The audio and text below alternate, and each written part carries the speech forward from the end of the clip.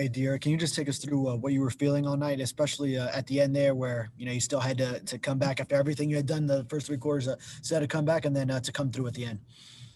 Yeah, man, I was just super confident in the team. Um, honestly, I had no doubt that we were going to win that game. I just wanted a chance at the end to go down there and score, and I feel like the offensive line played great and receivers made plays all night. Shout out to the defense getting the stop on the last couple drives, and we just finished the game. But as far as me, how I was feeling, I was just feeling confident. I was just gonna let it rip all night, keep throwing the ball, run the ball when I had to, and just play free. Just go out there and try to play the best I can play. Awesome. Next up, we have Manny Navarro from The Athletic. Manny, go ahead. Hey, De'Aaron, curious what your thinking was, when you guys had the penalty there when it was 41-34, and then coach decided, okay, I'm going to kick the field goal with 6 minutes to go. Obviously, they had the lead. Were you fighting for him to go for it? And I guess, what was sort of your reaction after you guys got the field goal and then got the ball back? As a competitor, I wanted to stay on the field, but it made sense to kick the field goal. That showed you what kind of coach Coach Diaz is. He trusts the defense. But yeah, it makes sense to kick the field goal, and honestly, I'm glad he did because they got to stop him. We went down there and scored. So everything. But of course, me, I wanted to stay on the field and try to go punch it in.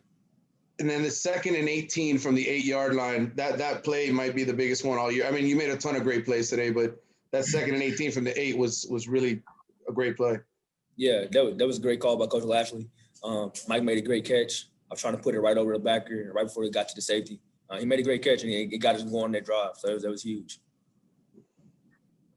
All right, next up we have Gary Furman from Kane Sport. Gary, go ahead. Hey, De'Aaron, congratulations.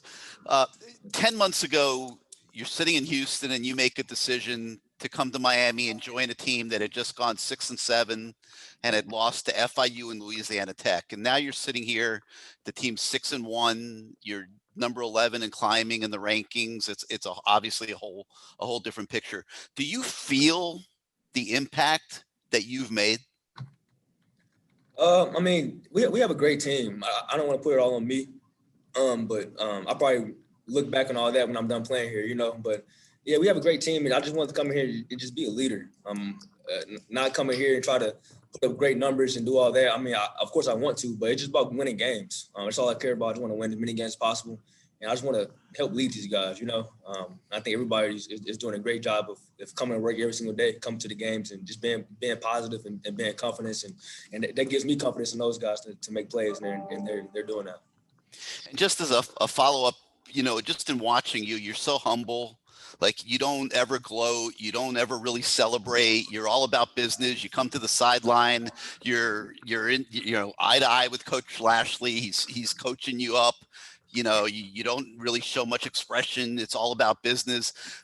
Talk a little bit about where all that comes from. Yeah, I mean, it's not usually, you don't usually see that in college football. Yeah, go ahead. Yeah, for me, just growing up as a coach's kid, I remember when I was playing Little League, my dad was coaching me, and I scored a touchdown, I celebrated.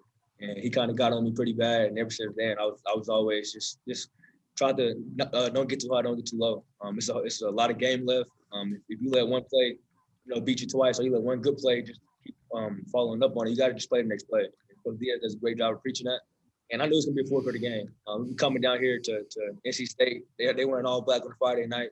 I knew it was going to be a dogfight as soon as we got here. So I just wanted to just keep playing, keep my guys focused, and focus on the next play and celebrate after the game. That's what we did. Thank you. Awesome. We have time for a couple more. Next up, we have David Wilson of the Miami Herald. David, go ahead. Hey, Derek. I was just listening over to NC State's coach, and he said, they wanted to kind of make you throw the ball today. And I know you obviously haven't been totally pleased with the way you were connecting on the deep balls, but you were taking shots early, and obviously they started hitting eventually. Did you kind of see that available early on, know that you were going to have that as part of the game plan? And just what do you think? He said you got a lot better during the bye based on what he saw. What do you feel like kind of started clicking for you over these last few weeks? Yeah, I think over the bye week, we did get a lot better. I think this week of practice was a really, really good week of practice. We had a great scout team looks all week. I think this is the best scout team look we've got all year. Like I said, I just trust those guys, man.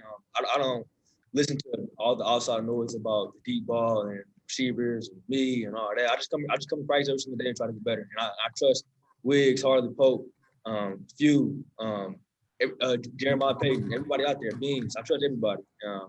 And I think just keep throwing the ball, just keep trusting those guys, and then they'll make plays. They'll make it right half the time. So that's what they did tonight. Obviously not 2 games in a row where your receivers have been really good too. Have you seen like a tangible change with them over these last couple of weeks? Man, I think Coach Likens does a great job with the receivers. I really do. I think he's a great coach. And playing in Miami, being a starter in Miami, it's a lot of people. They're going to talk about you whether they're good or bad. And those guys, I mean, day and age we live, social media, those guys see that. And I think they come every day. Coach Likens keeps encouraging those guys, and I think they take coaching really, really well. Man, practice was great all week. Over the bye week, we were connecting a lot on deep balls against our one defense. Just against everybody. And like I said, you got to just keep taking your shots. It's like playing basketball. You're a 3-point shooter. You shooting, you keep missing, then you eventually start hitting. And then it becomes rhythm. So I'm super excited for that. All right, next up we have David Lake from Inside the U. David, go ahead. Hey, Derek, was wondering if you could tell us just about your relationship with Mike Harley as it continued to grow during this season. Seems like you guys are really connecting on the field. Just how much confidence do you have in him at this point? Man, Mike's a great guy. On the bus ride over here from the hotel, he texted me and told me he loved me and let's go be great tonight. And he did that tonight. Me and Mike just both been older guys. It means a lot to us, We don't have all the time in the world to play here, so we want to get it going now. So like I said, Mike's the leader of the wide receiver room. He keeps everybody in check. He keeps me in check sometimes. I keep him in check sometimes. And he's just a great guy, man. I'm so happy for him. Happy everything's starting to pay off for him. I think he had 130, 140 tonight, so that's pretty good. I hope it just keeps going.